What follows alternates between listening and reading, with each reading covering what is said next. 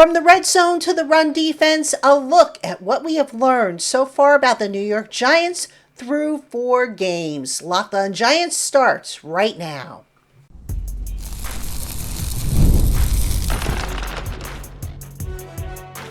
You are Locked On Giants, your daily New York Giants podcast. Part of the Locked On Podcast Network, your team every day. Hello, New York Giant fans, and welcome to another edition of the Locked On Giants podcast, part of the Locked On Podcast family, your team every day. I'm your host, Patricia Traina, credential member of the New York Giants media for Locked On, as well as for New York Giants On His Side, which is where you can find all of my written work. And as always, we welcome on in our Blue Crew community members, our everydayers, our newcomers, and everybody in between. And we thank you so much for spending part of your day with us here on the Locked On Giants podcast. And if you're making us your first listen of the day, we appreciate that as well. Today's episode of Locked On Giants is brought to you by Mazda. Like our players, we sweat every detail because when you make every move count, pulling off the unexpected is only the beginning. Mazda, move and be moved. All right, Giant fans, on today's Locked On Giants podcast, we're going to take a look at 4 things we have learned about the New York Giants after 4 games. Some good, some not so good. We'll break everything down for you as always. Then in segment 2, we're going to take a quick look at the upcoming weekend game. The Giants off to New Orleans. So we'll take a quick look at some of the things that I'd like to see them do, besides obviously win, but things that they can do to win that game.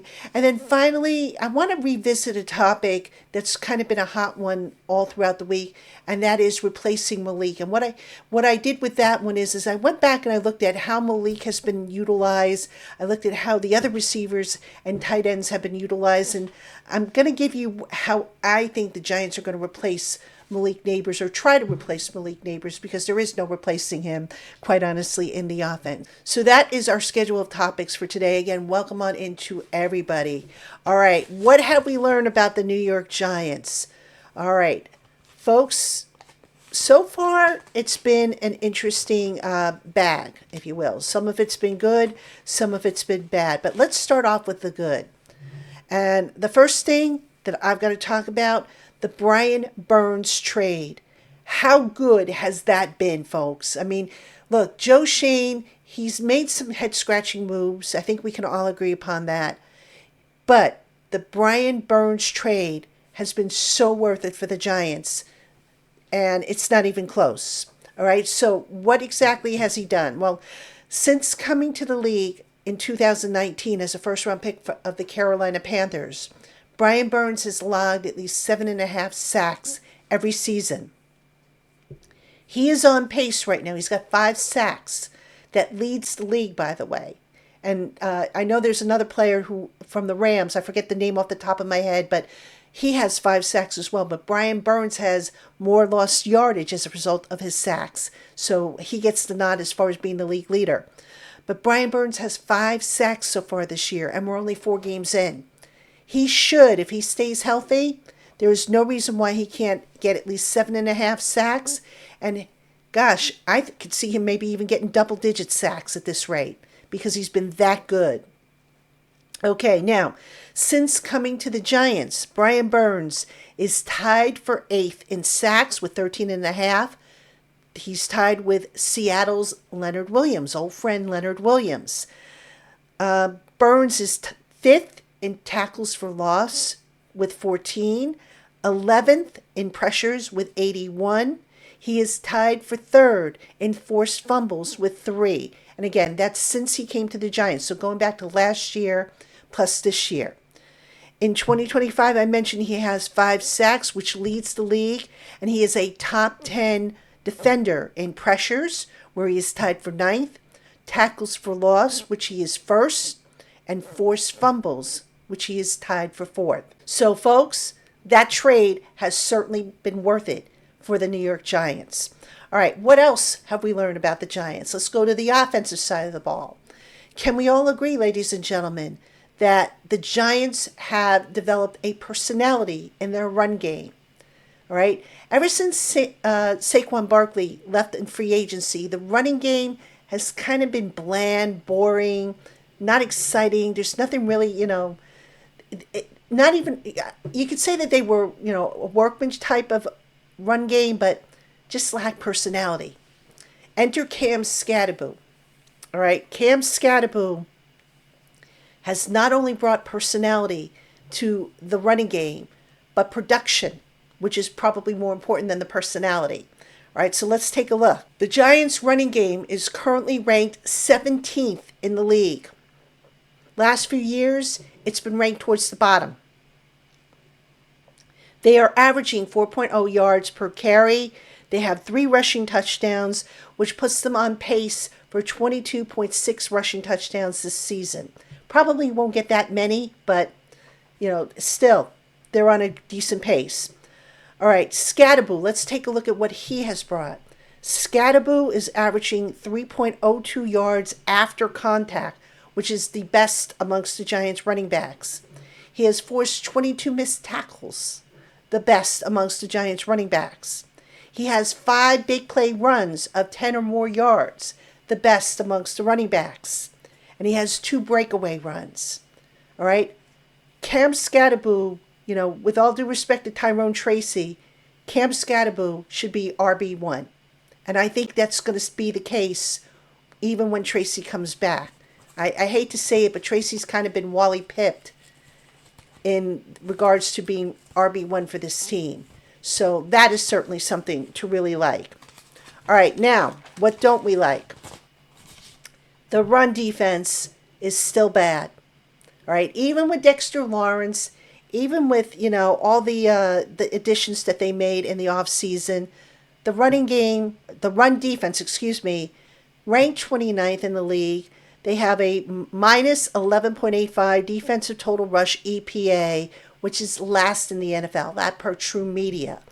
They've allowed 50% let me back up. They have a 50% success rate in terms of stopping the run, which means opponents are achieving the required yards on first, second, and third down, and the Giants can't stop them. The Giants have only stopped opponents on 50% of the rushing attempts. That's not good. That's dead last in the league.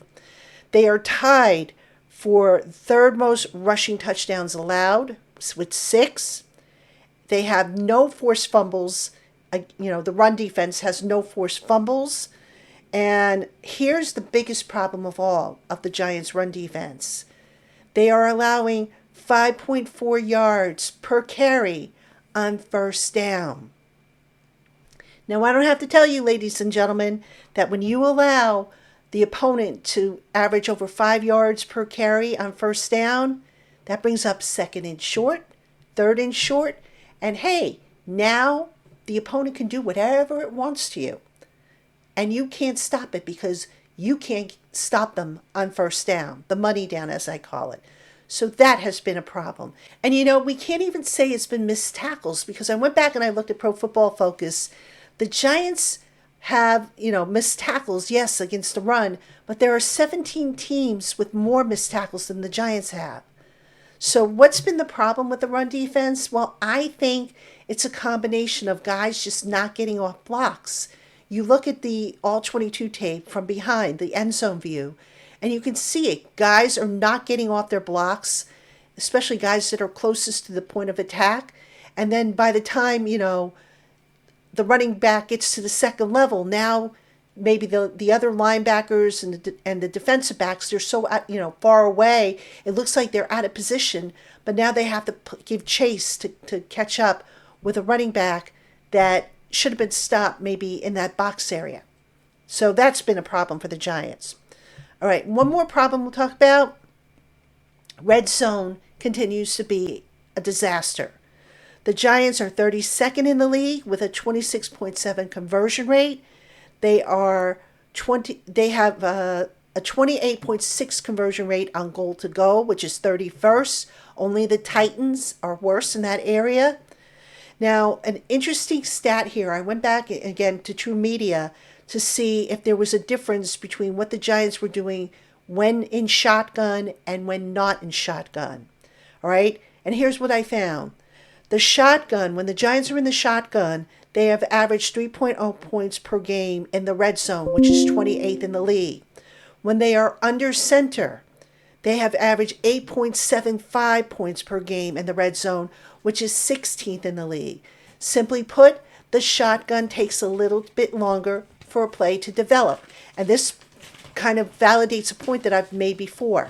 The Giants have to be quicker down in the red zone. They can't be having these slow developing plays because they're just not working.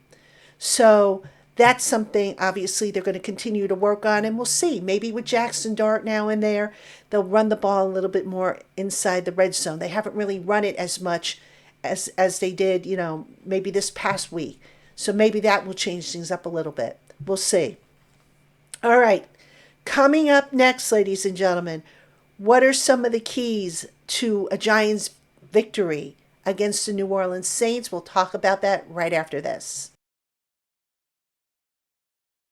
This episode is brought to you by Square, your favorite neighborhood spots run on Square. There are certain businesses that truly make the neighborhood feel like home.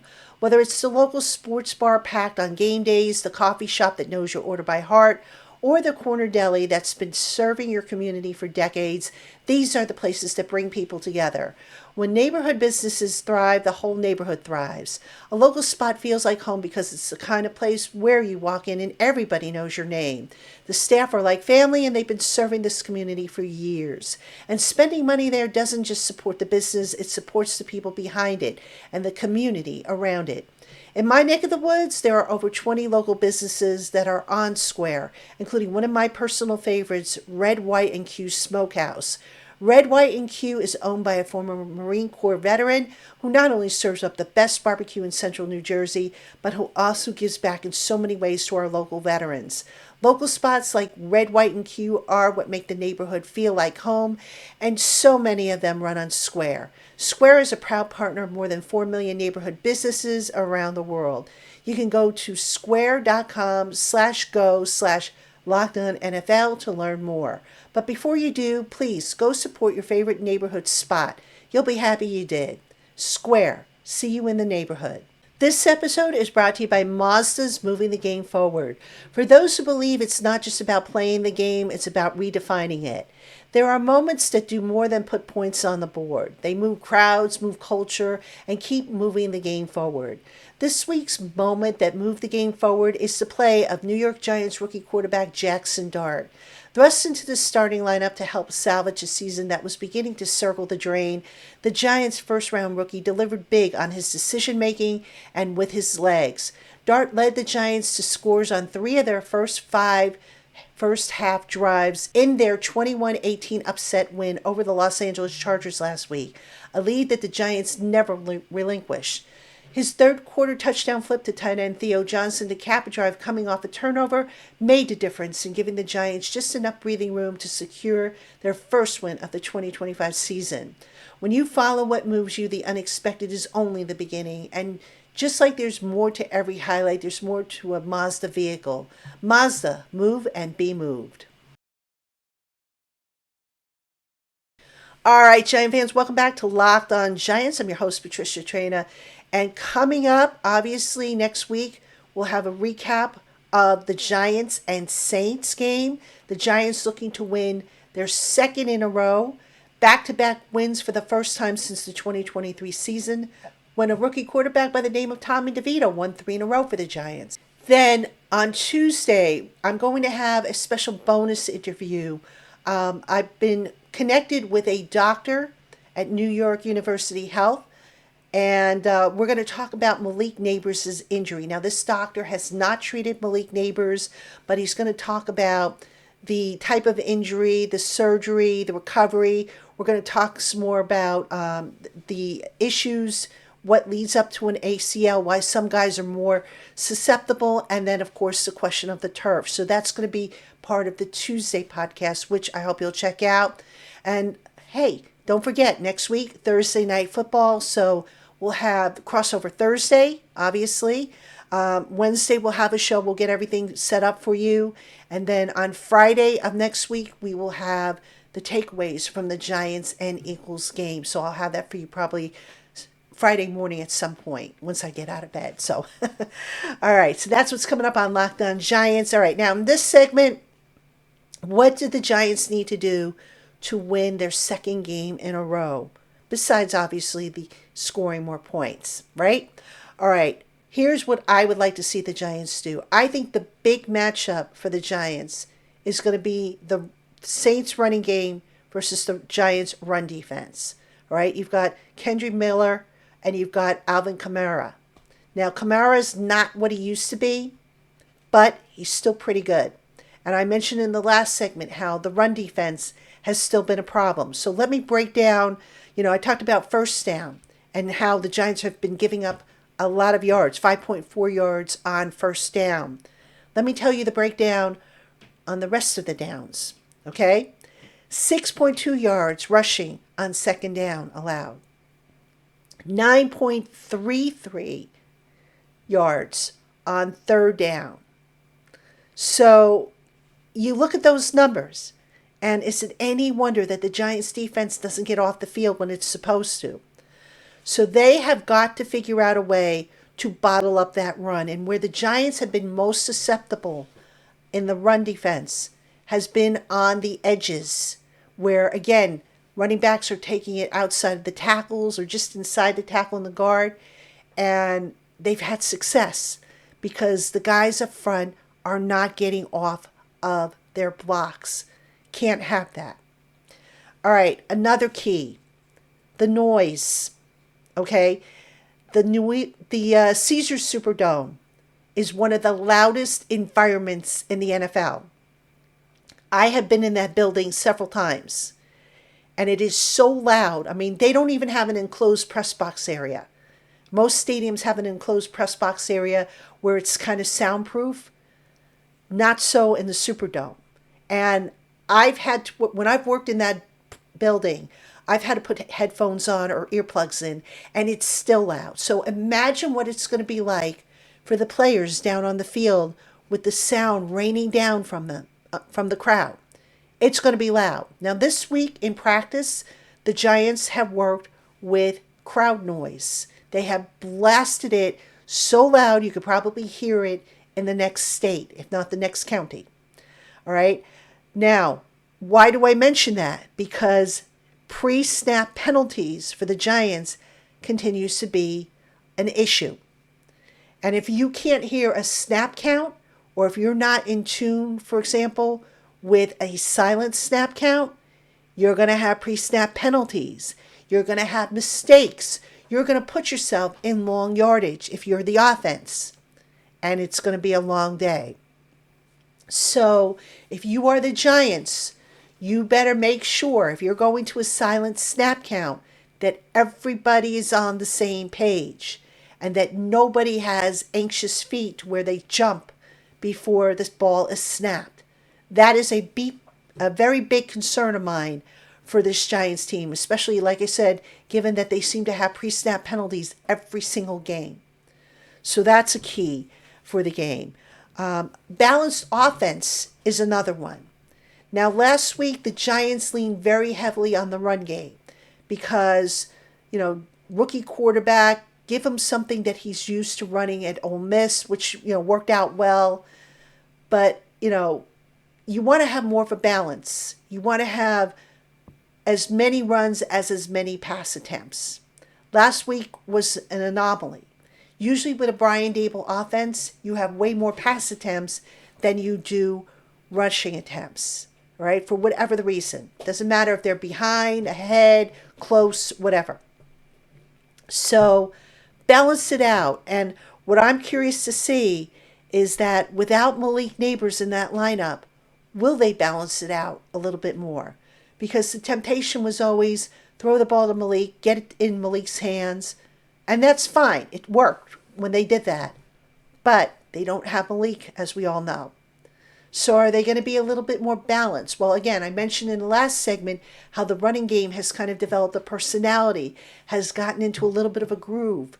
And quite honestly, through 4 games, the running game has been doing as well as it's been in quite some time. So do they stick with that? Do they abandon it and go back to, a passing attack? I don't know the answer. You would think, okay, inside a dome, the passing attack, it's a pristine environment, so it's ripe for passing. I don't know that it makes sense, though, to not be balanced, because usually when a team is balanced on offense, they're going to find success. So that's what I would like to see the Giants do in terms of their offense. I'd like to see quick plays in the red zone. I talked about that in the last segment, how the Giants have leaned on more slow developing plays. Now, it's interesting. I just did a radio spot for a New Orleans station, and we were talking about how Jackson Dart inside the red zone, and even on his rushing attempts, takes it right up the gut. None of these wide runs, which take forever to develop, especially in the red zone, where a fast defense, such as what the Saints have, can string these runs out. So Giants, more of those plays under center and more plays up the gut. Trust your offensive line to blow open holes, move guys off their spots, and win at the point of attack, which they were able to do last week. So that's another thing. And then, of course, penalties and other mistakes. I mentioned, the pre-snap penalties that we don't want to see. Well, you can't have DPI, which, we have seen the Giants do. Can't be grabby. Can't have, you got to try and avoid holding. I know there's technically holding on every play, but the bottom line is the Giants, they're still not good enough to overcome some of the mistakes they made. So minimize the penalties. They still are committing quite a few, probably more than the average league-wide. So I'd like to see them cut that back, because they're only hurting themselves when they do that. So hopefully they'll get that part of their game cleaned up. All right, Giant fans, coming up next, no Malik Nabers. So how will they approach filling that role? I have some ideas. I'll talk about that right after this. I'm Cody Rourke from Locked On Broncos, and this episode is brought to you by Peloton. Peloton is shaping the future of fitness with the brand new Peloton Cross-Training Tread Plus, powered by Peloton IQ. This is Peloton's most advanced equipment yet, giving you real-time guidance and endless ways to move, whether you're running, lifting, or you're cross-training with your favorite instructors like Alex Toussaint. It's training reimagined to make your workout more personal. Peloton is built for breakthroughs with features that help you plan, stay motivated, and hit peak performance. You can let yourself run, lift, flex, and go, while Peloton handles all the rest. Plus, Peloton IQ provides real-time strength coaching, tracking your progress and suggesting weights that challenge you so you can get stronger. Plus, the new movement tracking camera, it counts your reps and corrects your form in real time, making sure every rep is safer and smarter. So let yourself run, lift, flex, push, and go. Explore the new Peloton Cross-Training Tread Plus at onepeloton.com. All right, Giant fans, welcome back to Locked On Giants. I'm your host, Patricia Traina. And, thus begins the first week without Malik Nabers. And it's going to be hard. I've said before on this show, you don't replace a talent like Malik Nabers. You just don't. And I believe it's going to take everybody to fill in what Malik Nabers did so well. Now, what do I mean by that? Well, Malik Nabers, whether it was open field, coming out of the backfield, the high red zone, the low red zone, the mid red zone, Malik Nabers was counted on in all of those areas on the field. But if you look at what the Giants have on their roster, not everybody is going to be a fit to do everything that Malik Nabers did. So how does it maybe break down? Here are my ideas. All right. I think we are going to see a little bit more in the passing game from the tight ends, Theo Johnson and Daniel Bellinger, especially in the red zone. The Giants don't use the tight end a whole lot in the red zone. I never understood why. Maybe it was because they had Nabers and they figured that was, all they needed. I would not be surprised if the Giants start using the tight ends more with Malik Nabers' sideline in the red zone, especially in the high red zone. Okay? Actually, high, low, mid, it doesn't matter.